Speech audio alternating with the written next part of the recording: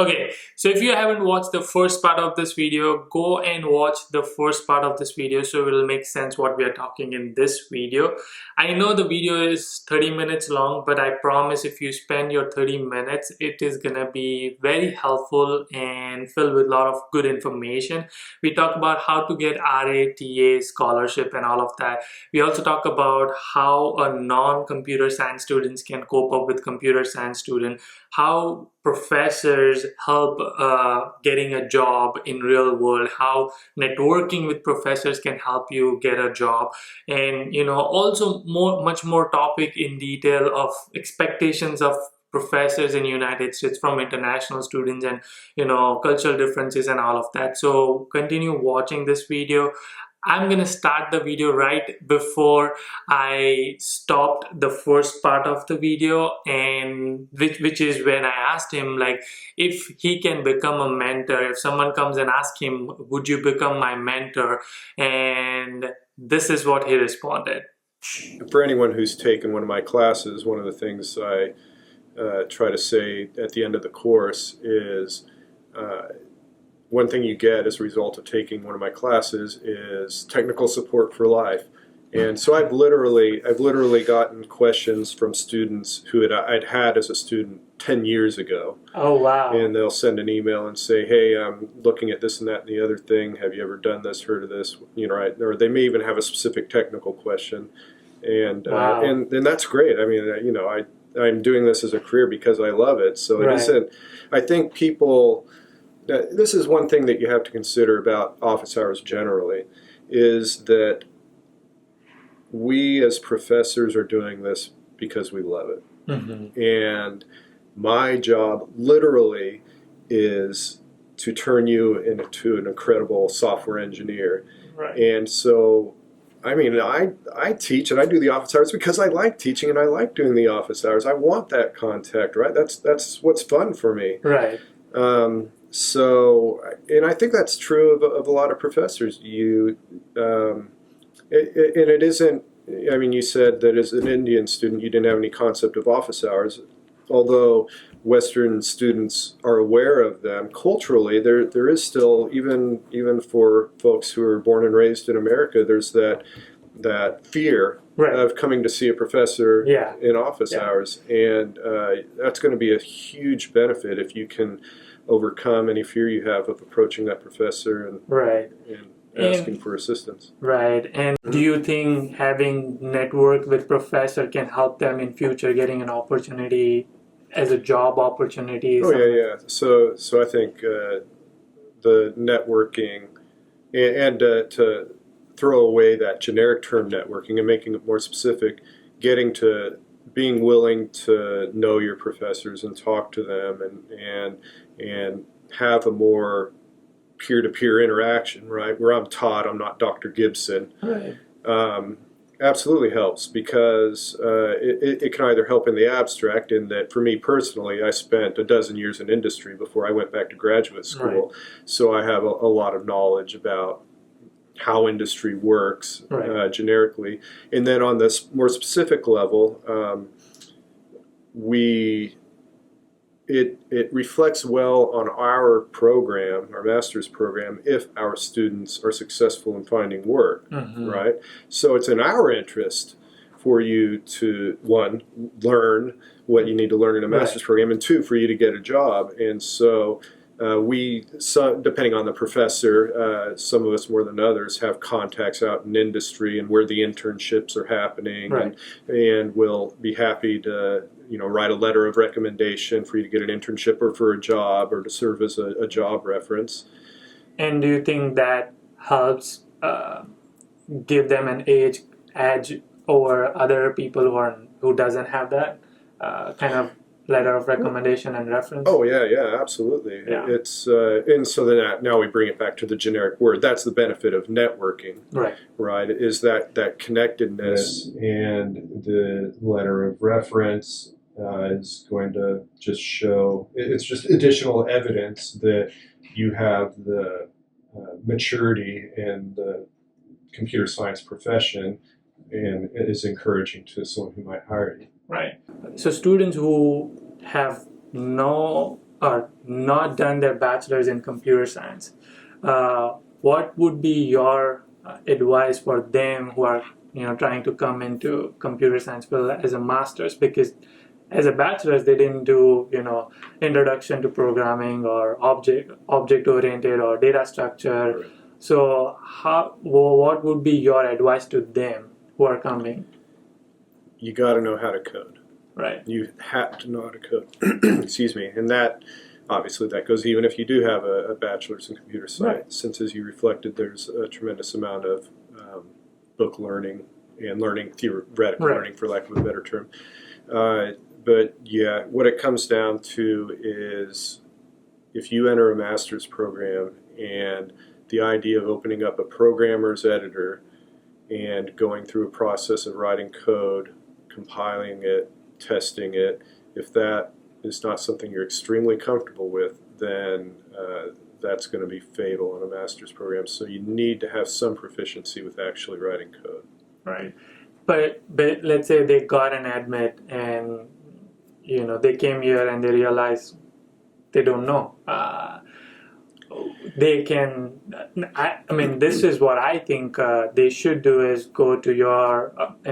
But this particular say reference to you that they should go to first 111 or 211 to get that basic understanding of programming. Right, and so that's going to be my next statement. If the case is they don't have that for whatever reason, then they have to be willing to acknowledge that it's going to take them a little bit longer to get through that master's program, because there is going to be a little remedial work they're going to have to do through, as you said, taking those introductory programming courses. Right. Now, as I said, we here at our institution and our department, where we are specifically trying to cater a master's program for international students, we do have. We're aware that not everyone has gone through our undergraduate program, Right. and so we do have kind of a bumper class for those who know some, but maybe not quite enough, Right. to try to get you as quickly as possible through that area. Right. And just so that a lot of people have this peace of mind, I think a lot of them think that since they are from electrical or electronics or mechanical or civil, whatever background they're coming from, they cannot succeed in computer science, or they will not get jobs in computer science, even if they do their master's. And is that a true statement? Do you think? No, I don't think that's a true statement at all. So, do you know what my undergraduate degree is in? I know, but you want to tell them? It's in music. Right. So that is true. So he now has a PhD, right? Yeah. But he started his undergraduate, and that's one of the stories he told us in our one of our classes. But his undergraduate degree is in music. Do you want to tell your story? How did you turn into computer science then? So what happened? So, to age myself, I graduated from high school in 1984, and the PC revolution with the IBM PC and the Apple, the Macintosh actually didn't get released until '84. The Apple II Plus, I guess, those very first. This was the very late '70s, the early '80s, was when personal computers were for the very first time entering the household, right? There weren't computers on someone's desk before that.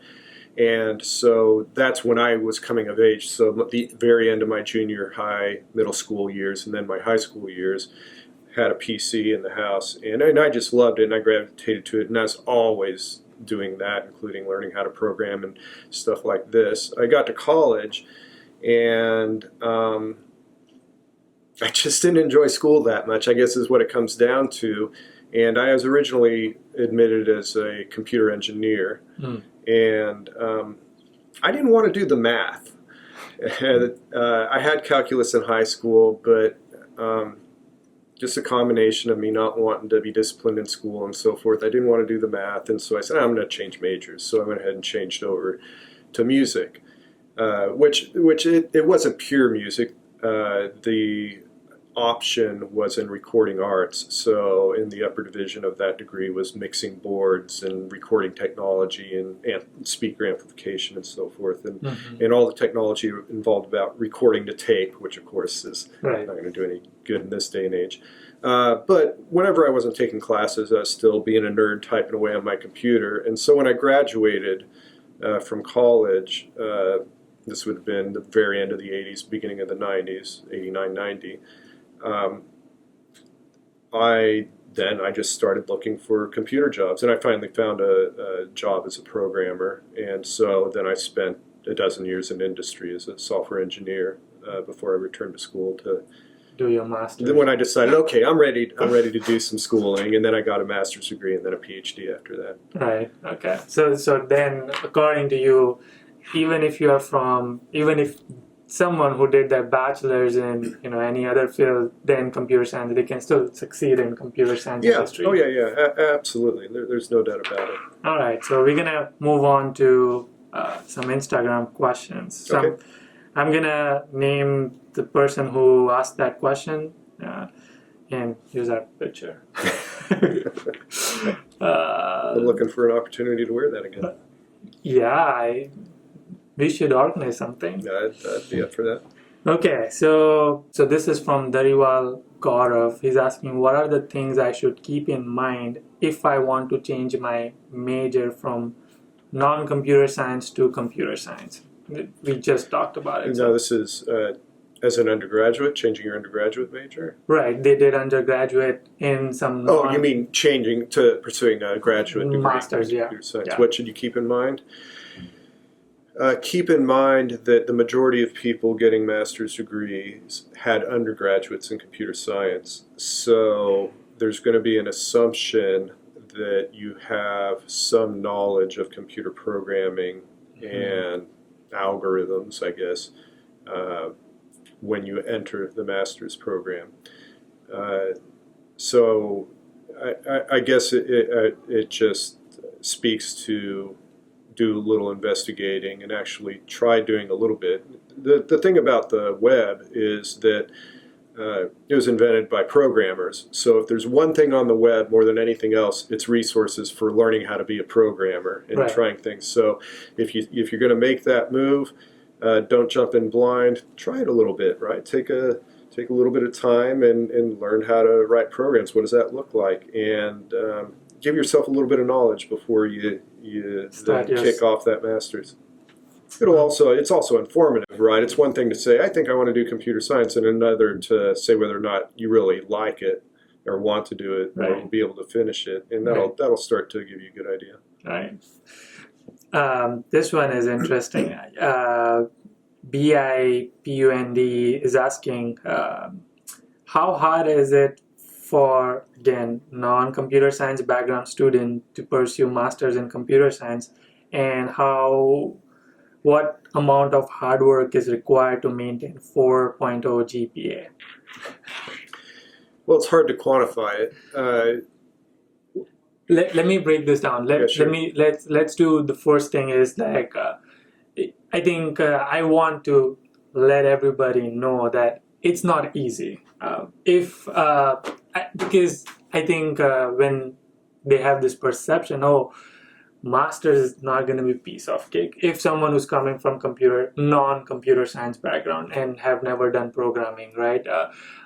I want them to have this perception that they have to do work, and it's going to take some time. It's going to take them days and night of actually coding and programming and to get to that master's level degree, because like you said, it's a master's degree, and it's the degree says that you are a master of that field.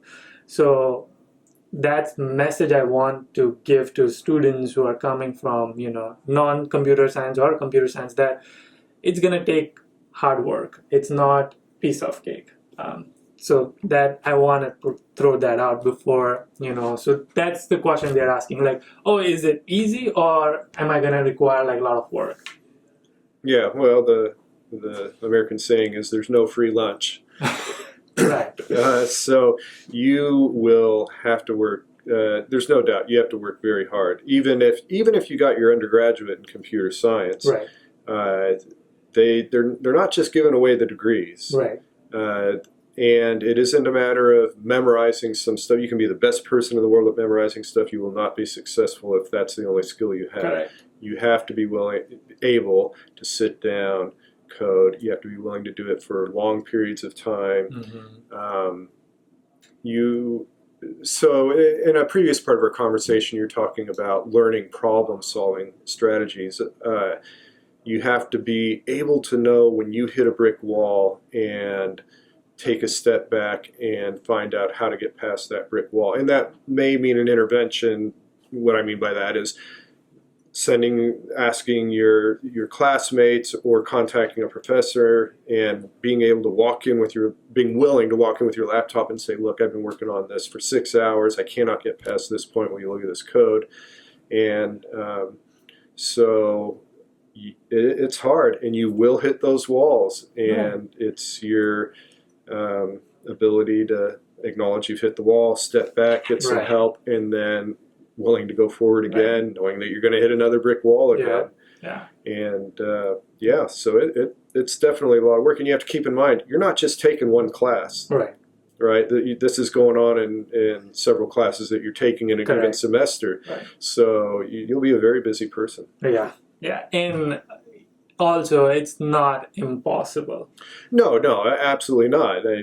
You were successful. There are many folks who've been successful. Absolutely. And again, I think that people, maybe not consciously, but unconsciously, get this perception that it's a tug of war and that the professors are out to get them. Man, nothing gives me greater thrill than to have someone succeed, right? So I'm not trying to make your life miserable. I want you to be successful. And when you have troubles, I want you to come with me. I want you to come to me so that I can help you get past these brick walls and move forward. So when you come here to get a master's degree, to the extent you're willing to try and find help from your professors, we're going to be giving you help. We'll go out of our way to help you.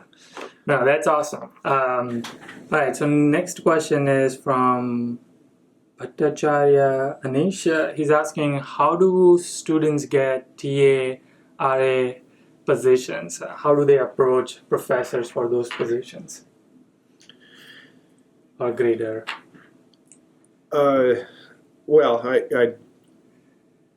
I guess there's no strategy other than you just simply approach them. You have to keep in mind that we do quite frequently have those positions, one, because we want you as students to have the opportunity, and two, it helps us.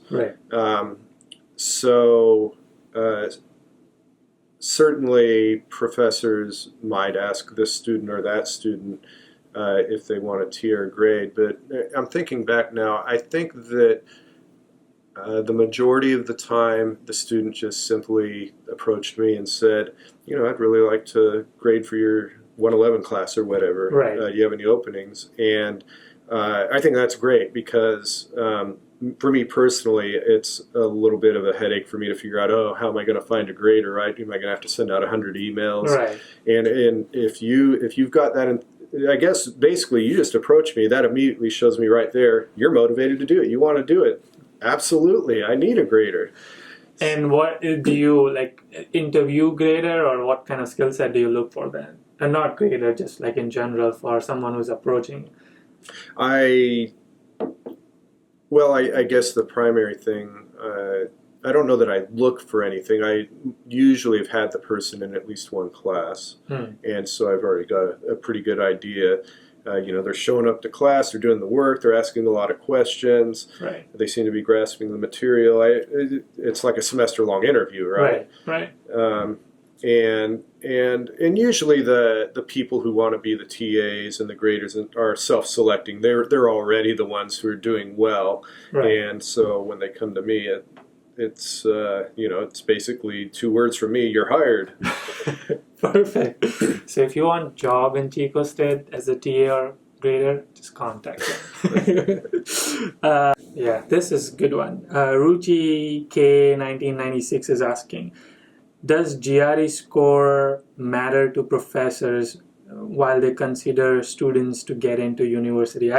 It's more question for admissions. Well, that's fine. No, it's an honest question, and it's a discussion that we as a faculty have. So we in the department have control over what the admissions criteria is, and we can set levels for various exams that they have to meet. And to be honest, I couldn't tell you what that score is for any particular exam right now. I just simply don't remember. But that is generally determined as a department, and then the chair of the department is the one who's primarily responsible for looking at the applications, and then they're the ones who are responsible for screening those. And the first level of screening then is to see that they pass those minimal scores. And a lot of times they're a little bit flexible. So either so there are normally a couple scores, right? Isn't there like a written score and an analytical score or something like that? So it may be an overall score of this, or the score can be a little bit lower as long as they're at least this high on the technical portion of it. So that's generally how it goes. But it's not just dependent on GRE score. Like if they write a statement of purpose and letter of recommendation, their bachelor's degree and projects there, do you guys look at those? Oh yeah, sure. The entire application package is looked at. Yeah, because I think in India there's a misconception that students have to score great GRE scores, then only they get an admit. I think that's a little misleading. It is right because, as I said, the score is merely a gatekeeping device, right?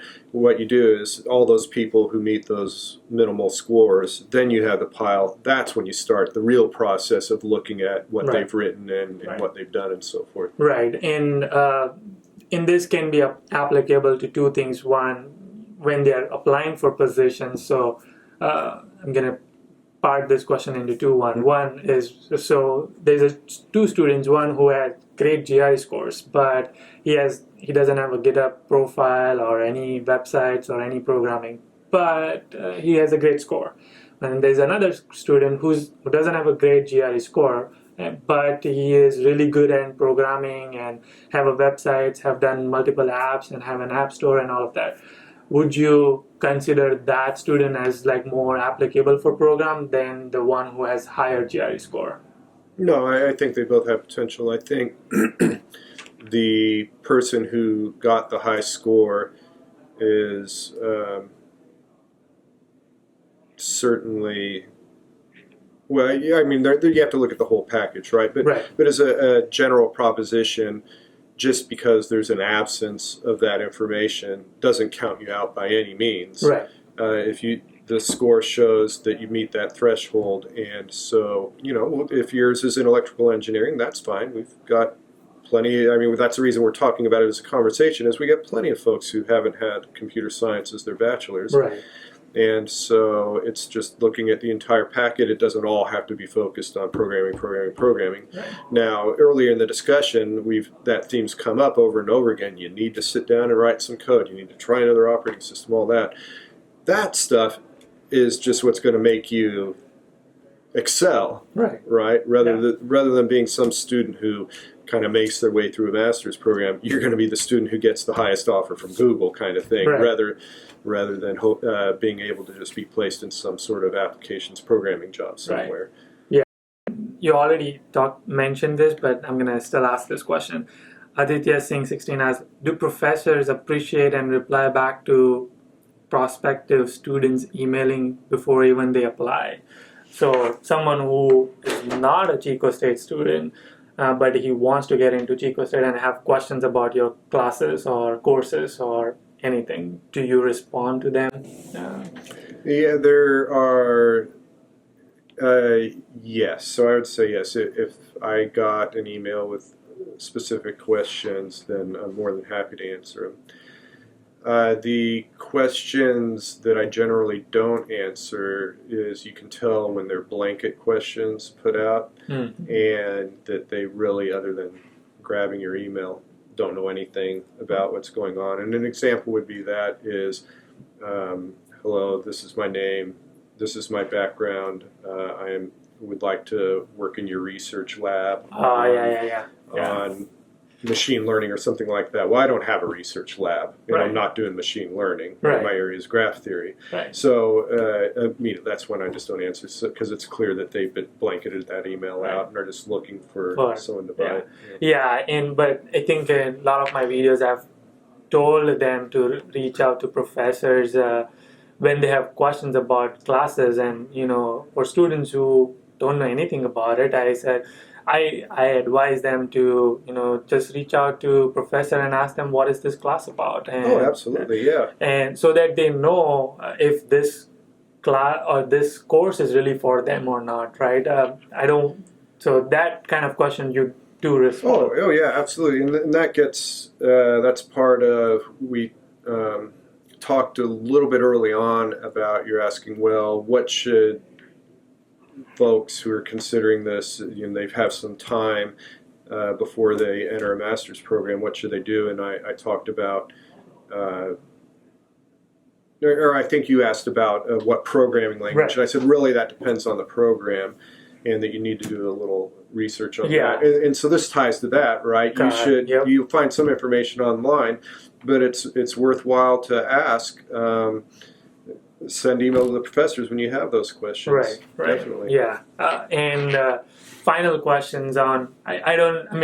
You might be able to answer this, but students who are doing their masters, or they got their admits in computer science and now they're pursuing their masters, how do they prepare themselves in 2 years or 3 years for getting a job in market?